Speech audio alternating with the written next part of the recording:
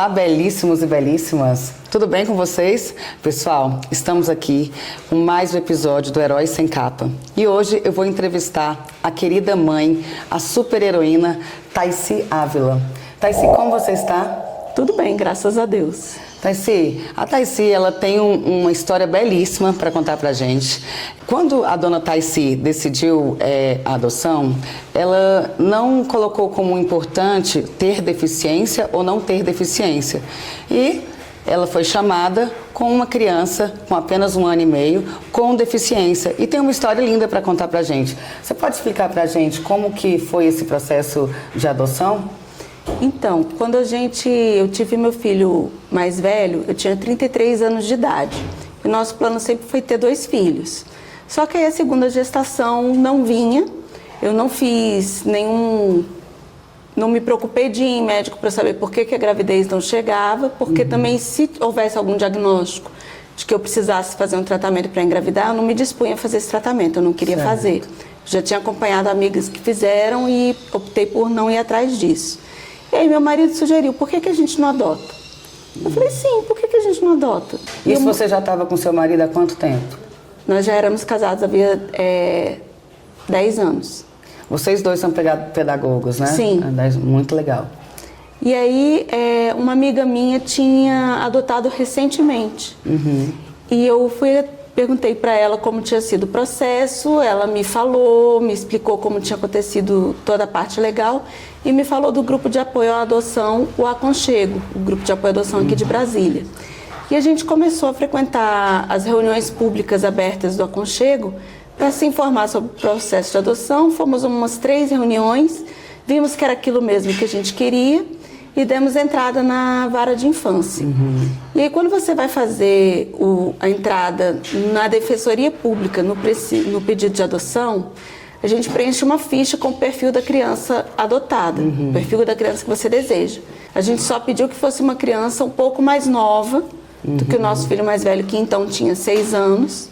Então o Cauã na época tinha 6 anos, a gente pediu uma criança de até 5 anos e colocamos que poderia ter problemas de saúde tratáveis e que poderia ter deficiência. E demorou quanto tempo até você ser chamado? A gente demorou 1 ano no processo de habilitação, porque na época inclusive teve greve da justiça e a gente passou 6 meses sem o curso pré-adoção ser ofertado. E aí depois do processo de habilitação, a gente ficou um pouco menos de 1 ano na fila de adoção. Nossa posição na fila era 400 e alguma coisa. Mas nós éramos os únicos adotantes do DF que aceitavam criança com deficiência. E qual foi o seu sentimento quando a pessoa te ligou falando que você tinha sorteado, né, com uma criança com deficiência? A gravidez da adoção, ela tem assim, quando você engravida biologicamente, você sabe que daí a 9 meses vai chegar o seu filho. Quando você está na fila de adoção, você não tem prazo. Eu conheço relato de gente que foi chamada em 1 semana e conheço relato de gente que ficou 4, 5 anos na fila. Isso depende da classe social? Depende do quê? Não, depende do perfil da criança desejada, principalmente. Sim. Mas também, geralmente, o perfil pretendido pelos adotantes é o oposto ao perfil das crianças e adolescentes disponíveis para adoção. E por que a questão do grupo de irmãos ela é definida assim? É porque não se separa as crianças. E dificilmente você encontra uma família que está disponível para receber, por exemplo, 4 ou 6 crianças de uma só vez. As famílias até aceitam mais de uma criança. Mas de uma só vez eu entendo que assusta, né? É a mesma coisa de você ter sextuplos, mas sextuplos com idades variadas. E a deficiência também é um limitador, porque a nossa sociedade não é inclusiva. Não é. Ela tem uma visão muito ruim das pessoas com deficiência. Então também assusta. Pessoal, a Thaisy, ela conviveu, essa aqui é uma história real, tá? Esse livro dela, que foi publicado em 2022. A gente está aqui conversando sobre as dificuldades, né, de se publicar um primeiro livro. Ela já tem vários livros. E isso aqui é uma história inclusiva, onde essa criança foi uma aluna dela, uma aluna cadeirante, né, com deficiência. E ela conta uma história real. Você pode contar um pouquinho pra gente dessa história? Então, em 1998 ou 99, eu trabalhava numa escola em que eu tive essa aluna cadeirante, que me marcou muito. foi uma das primeiras crianças que eu trabalhei que tinham deficiência. E eu sempre contava para os colegas professores o que eu tinha aprendido com ela e com esse menininho que aparece aqui conversando com a professora, que um dia poeticamente... No caso, você é essa daqui. Sou a professora aí. E esse garotinho um dia veio para mim e perguntou se a colega dele, a Bia, era deficiente. Aí, naquele momento, a palavra deficiente me incomodou. Não é errado você dizer que alguém é deficiente, mas naquele momento a palavra me incomodou e eu devolvi a pergunta para ele. Eu perguntei assim, você sabe o que quer dizer deficiente? Ele, eu sei, é uma pessoa que é diferente das outras. Eu falei, sim, é uma pessoa diferente das outras. Mas você sabia que a palavra deficiente também pode querer dizer que alguma coisa não funciona direito? Aí ele falou, como assim? A minha colega funciona muito bem. Eu falei, mas a palavra deficiente pode ter esse sentido também. Só que não quer dizer que a sua amiga seja menos capaz do que você, porque as pessoas são diferentes umas das outras. E eu comecei a conversar com ele, eu estava sentada embaixo de uma mangueira que tinha na escola, e ele começou a olhar para o alto, para a mangueira. Eu falei, pronto, ele não está prestando atenção em nada do que eu estou dizendo, não entendeu nada do meu discurso aqui.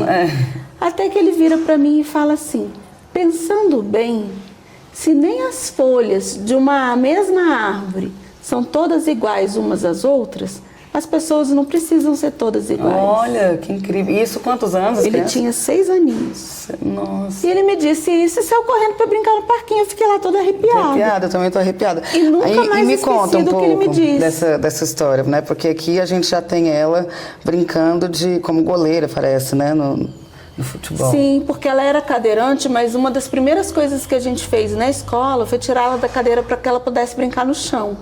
Ela conseguia engatinhar, mas não conseguia andar. Ela dava poucos passos com apoio, mas ela engatinhava pela escola inteira. E desse jeito ela explorava toda a escola e inclusive jogava futebol, como aparece aí. Ela jogava sentada na posição de goleira, porque a gente começou a criar atividades lúdicas, físicas, que as crianças pudessem participar com ela junto, adaptadas, e depois os próprios meninos passaram a adaptar as brincadeiras. Então, assim, você já teve esse tanto de convivência com seus próprios alunos e achava super interessante cuidar deles, né? Dava mais até atenção especial a eles, porque eles necessitam de mais atenção, não é isso? Eles precisam de uma intervenção diferenciada. E o que a gente vai vendo quando começa a trabalhar com crianças com deficiência, as pessoas veem a deficiência como uma limitação. E ela é. Só que o ser humano é incrível. O ser humano sempre é capaz de superar as limitações.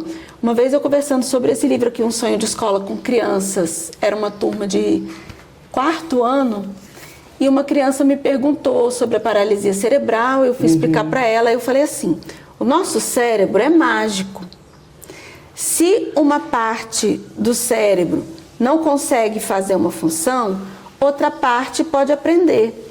E a menina virou para mim e falou assim, tia, o nosso cérebro é tão inteligente que foi ele mesmo que deu o nome para as coisas que existem. Eu fiquei assim, a menina não sabia, mas ela estava definindo a teoria de Vygotsky, que é um educador russo. Essa história aqui, Joãozinho, o Cuca Fresca, tem também a ver com pessoas, com crianças com deficiência ou não? Ela é uma história sobre TDAH, o transtorno do déficit de atenção e hiperatividade. Ela foi inspirada no meu pai e no meu sobrinho mais velho, que tinham TDAH. Meu pai já é falecido, meu sobrinho está aí, graças a Deus, saudável, com 27 anos de idade, formado em economia. Oh, que incrível. Mas é inspirada nos dois. E eu escrevi essa história em 2004. Mas depois o meu filho mais velho foi diagnosticado também com déficit de atenção. Ele não tem o H de hiperatividade, mas tem déficit de atenção. E aí essa história, ela mistura coisas engraçadas que eu fui lembrando do meu sobrinho, do meu pai. Inclusive ontem, um amigo meu, estava num show que aconteceu ontem, e aí um amigo meu, Brenda, você que está entrevistando as pessoas, você não conhece, tem um amigo meu que está louco para adotar e está numa fila aí eu vou até explicar para ele que deve ser essa situação que fica... Do perfil. Porque tem que casar a disponibilidade da criança a ser adotada com a disponibilidade das famílias. Como a maioria das famílias tem um perfil semelhante, e a gente tem, em média, 5 adotantes para cada criança disponível no sistema. Então isso é bom, não? É bom, mas vai demorar para o adotante. Então, às vezes, o adotante reclama de burocracia, ou sim. fala que a justiça é isso, que a justiça é aquilo. Graças a Deus, a gente tem menos crianças precisando de família do que famílias precisando de criança. Sim. Graças a Deus, porque a prioridade é a criança. Que bom que as crianças estão nas famílias dela. Quando a pessoa quer adotar uma criança, essa criança, ela está com a família original dela. Toda criança nasce numa família de origem. Sim. Se ela sai da família de origem, é porque houve algum problema naquela família, que a família não tinha condições de acolher aquela criança. Ou ela foi entregue para adoção ainda bebê, o que é mais incomum, ou é uma criança que ela passou um tempo na sua família de origem e aquela família, por situações de vulnerabilidade social e por outros problemas, houve uma intervenção e precisou o Estado tirar aquela criança da família para proteger a criança. Existem também, que é o Conselho Tutelar. Vai ser, o primeiro passo seria o Conselho Tutelar, mas depois tem a vara de infância. E qual que é a diferença? Você pode explicar pra gente? O Conselho Tutelar, ele não tem poder de justiça. O Conselho Tutelar, ele vai apelar à vara de infância para que a vara de infância tome as medidas protetivas necessárias. Eu vou contar uma história que eu conheço. Eu tenho uma conhecida que ela tem um filho de 10 anos que ela sempre deixa o filho sozinho em casa. Aí ela falou, Brenda, estão me ligando do Conselho Tutelar, vão tirar meu filho de mim. Mas como que é isso? O menino, o pai do menino, ele faleceu e ela não tem família, que são amigas e tal, que ajuda a cuidar do menino. E parece que o Conselho Tutelar, eu não sei se foi por denúncia, alguma coisa assim. Eu queria entender essa história, porque ela começa a falar para mim, mas como que alguém vai tirar o menino? Porque ele é bem cuidado.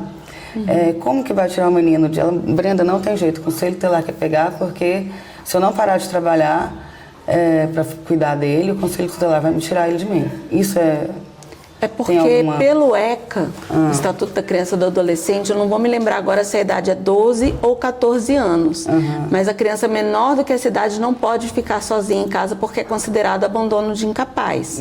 Claro que uma criança de 10 anos, se acontecer uma emergência grave em casa, imagina que haja um incêndio, o que ele vai fazer? Por mais que ele esteja instruído, você deixou a comida aqui, você deixou as coisas prontas, mas podem acontecer coisas. Pode chegar uma pessoa estranha na casa, enfim, 1000 coisas.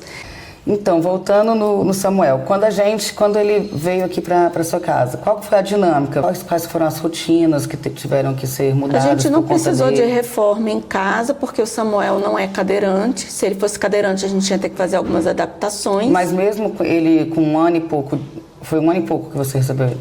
Ele chegou pra gente com 18 meses de idade. Mesmo nessa idade, já dá para saber se vai ser cadeirante ou não? Porque às vezes não pode ter às vezes andar não. ainda, ele né? ainda era muito pequenininho, naquele momento não daria para saber. Ele se arrastava de barriga para baixo e conseguia rolar. E aí, com a estimulação precoce que ele foi fazendo, todos os acompanhamentos que a gente conseguiu na Secretaria de Educação e Estimulação Precoce, a gente conseguiu entidades conveniadas do GDF que deram as terapias dele. Hoje ele anda, ele corre, ele pula, ele é terrível e apronta todas. Assim que ele chegou, nas primeiras 48 horas dele em casa com a gente, ele já teve uma pneumonia. E ele tem asma. E com o clima de Brasília, frio e seco... Certo. E em relação ao seu marido com o Samuel? Ele é um pai maravilhoso. Porque o pessoal fala que o pai ajuda, pai não é assistente de mãe, pai é pai. Eu posso dizer que meu marido, Roberto, é pai de verdade. Porque ele faz de tudo pelos meninos. Eu brinco que a única coisa que ele nunca fez foi dar o peito, porque ele não tinha. Mas até me ajudar a amamentar o mais velho com sonda, que foi necessário, ele fez. No caso, o Samuel, como ele já estava com 18 meses, ele já não estava mais amamentando. Não, mas com certeza durante a internação dele no hospital, porque ele ficou 4 meses internado depois que nasceu, ele precisou de leite materno. Como que a sua experiência com a adoção e com a paternidade influenciou você como educadora? Olha, eu te confesso que antes de ser mãe por adoção, eu não tinha esse olhar para a criança adotada e nem para a criança que está abrigada. Então, quando a gente vai trabalhar, por exemplo, sobre família, deixa eu te mostrar o livro do Joãozinho. No livro do Joãozinho, está assim, porque a história foi desse jeito, como eu falei, ela foi inspirada no meu sobrinho. Então mostra aqui o desenvolvimento dele, desde ele bebezinho, ele aprendendo a andar, ele aprendendo a falar, até ele entrar para a escola. Legal. Geralmente a gente trabalha isso que a gente chama na educação infantil, nas séries iniciais, de linha do tempo. Aí vem aquelas atividades para casa assim, mande foto de quando você estava na barriga da mamãe. A criança que está abrigada ou que foi adotada, ela não tem foto na barriga da mamãe. Mas ela tem fotos de outros momentos onde ela chegou à família. Então, eu como professora hoje, ao invés de perguntar, mande fotos da barriga da mamãe, eu prefiro perguntar, mande fotos da sua chegada na sua família. Boa. Porque toda criança chegou à sua família. Sim. Seja e ela quando adotada você fala crianças abrigadas, são as crianças que estão esperando ser adotadas? Não necessariamente. É a criança que está em medida protetiva no abrigo. Porque a maioria das crianças que são abrigadas retornam para a sua família de origem. Enquanto a criança está abrigada, a família está sendo tratada, cuidada para que ela tenha condições de receber novamente a criança. Não sabia disso. A maioria das crianças retorna para a família de origem. E o objetivo é esse, porque o objetivo do Estado não é tirar crianças de uma família que está desestruturada para dar para outra. A criança tem direito à família dela de origem, assim como a família tem direito à criança, desde que ela tenha condições de receber a criança de uma maneira saudável. Então, a maioria das crianças abrigadas volta para sua família. Mas você pensa numa criança que está abrigada e a escola pedindo, por exemplo, foto dela com a mãe, e ela não tem. Isso é muito doloroso para essa criança. Com certeza. Então eu passei a ter isso em perspectiva. Sempre achei um erro trabalhar Dia das Mães e Dia dos Pais na escola por conta disso. Porque você bota todas as famílias numa caixinha em que todas as famílias têm que ter um pai e uma mãe. Né? E para as crianças isso pode ser muito traumático. Eu já tive crianças que a mãe morreu, que o pai morreu. É muito doloroso para essa criança. E você pode trabalhar a família de outras formas, mais inclusivas. E como que foi o desenvolvimento? Como que tem sido, né? Ele já está com 6 anos? Está com 8 anos. Com 8 anos. Como que foi o desenvolvimento dele aí ao longo... Tá 7 anos vivendo com você. Olha, o Samuel, ele surpreende a cada dia. Ele chegou pra gente com um diagnóstico de uma má formação cerebral e depois, porque ele era muito novinho, foram sendo feitas reavaliações acompanhando o desenvolvimento dele. E aí foi feito o diagnóstico de paralisia cerebral, deficiência intelectual e autismo. Mas ele vem superando os limites dele a cada dia. Quando ele chegou pra gente com 1 ano e meio, ele veio com uma avaliação que o abrigo recebeu de uma fonoaudióloga. Não foi o abrigo que disse isso, foi uma profissional que ele não queria falar. E ele veio superando todos os limites. Quando ele chegou pra gente, ele só ficava, não por conta do autismo, mas ele fala. Ele fala várias palavras. Entende. Ele vem formando frases, ele entende tudo que a gente fala. Aí as pessoas perguntam assim, ele obedece quando você fala alguma coisa? Depende da vontade dele, né? Como quase toda criança. Fulano, arruma seu quarto, aí ele não arruma. Quais são os valores mais importantes que você deseja transmitir para os seus 2 filhos? Olha, uma das coisas que eu aprendi com os meus pais, que eles sempre me falavam assim, a gente não tem dinheiro para deixar herança para vocês, mas a sua herança é educação. É o seu estudo, então estude. Então isso eu passo para os meninos. Falando sobre a educação, fala mais pra gente aqui sobre esses 2 livros aqui. Então, esse aqui da Pediatria Radical, ele foi organizado pela doutora Thelma, que é pediatra, foi pediatra do meu filho mais velho, Cauã. Ela tinha uma comunidade no antigo Orkut com esse nome, tem essa comunidade hoje no Facebook com esse nome também, e as pessoas que iam interagindo, que é uma comunidade para troca de pais e mães. Tem mais mãe do que pai. É a maioria. A maioria. E as pessoas que iam interagindo, ela pedia para escrever um texto para o livro. Esse livro ela já fez várias reedições dele. O meu texto aqui é sobre alfabetização. Esse outro livro aqui é um livro que foi organizado pelo Grupo Aconchego, que é o grupo de apoio à adoção aqui do DF. A gente sentia falta, como pais e mães de adoção, todo mundo, como você fica muito tempo esperando na fila, as pessoas às vezes vão procurando livros para ler, vídeos para ver sobre o assunto, para ir se informando. Certo. E isso é muito importante, te dá uma base maior. Mas a gente sentia falta de um livro que fosse com relatos de famílias, que geralmente são livros escritos por profissionais falando sobre adoção. A gente começou como Histórias pais a sentir reais, falta né? de histórias reais relatadas pelas famílias. E aí esse livro ele tem depoimentos de, eu não vou me lembrar o número de famílias agora, mas é um número muito grande. Posso contar? 1, 2, 3, 4, 5, 6, 7, 8, 9, 10, 11... Ixi, Nossa, muito. são umas 30 e tantas famílias. Gente, eu quero até entrevistar essas famílias. Essas famílias todas. Muito interessante. E aí tem relatos de adoção de todos os tipos, desde bebês até famílias com grupos de irmãos de idades variadas. Tem famílias Olha essa, monoparentais. gente. Filho não se escolhe, se ama. É o meu relato. Muito bom. É da Taici. Olha que incrível. Esse é o meu relato, e já que você gostou do livro, Ai, gostei posso te muito. dar de presente. Ele está disponível para compra na Amazon, quem tiver interesse de ler o tema também. E a renda do livro, ela é toda revertida para o Aconchego, o grupo de apoio à adoção. Não, inclusive, eu quero entrevistar essas... Vou ler o livro para entrevistar a família que eu achar mais interessante aqui pra gente colocar no, As famílias aí no são Heróis todas Sem Capas. maravilhosas. Todos heróis sem capa. Não. Graças a Deus posso chamar todos de amigos. A gente, além de ser um grupo de apoio à adoção, é um grupo de amigos que acabam se construindo nesse ponto em comum da adoção. Taici, conta pra gente se você sofre problemas de preconceito com o Samuel. Como é que, seja na escola ou seja no dia a dia, em shopping, enfim, nas suas programações cotidianas. Olha, a família toda abraçou o Samuel de braços abertos, mas, como eu disse, nossa sociedade é preconceituosa. Então, assim, não sofri ainda preconceito por ele ser deficiente em locais públicos, mas já sofri olhares preconceituosos por pessoas que ficam reparando que ele é diferente de mim, porque ele é negro e eu sou branca. Já ouvi perguntas, tipo, ele é seu filho mesmo? Já ouvi perguntas até de baixo calão até o que a pessoa disse, mas eu vou reproduzir para ficar claro. O pai dele é negão? Assim, o que a pessoa tem a ver com a minha vida, se o pai dele é negro ou deixa de ser, se é meu marido ou se é adotado, ou se, enfim. Taici, qual a mensagem que você poderia passar aqui para o pessoal que está assistindo a gente, nessa longa entrevista aqui, com muita curiosidade?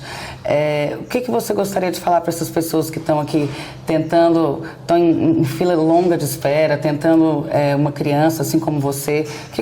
Qual a mensagem que você gostaria de passar para essas pessoas? Em primeiro lugar, que encare a fila da adoção, esse tempo que as pessoas falam que é demorado e etc., como um tempo de preparo para você. Porque quando a criança chegar, vai ser tudo desafiador.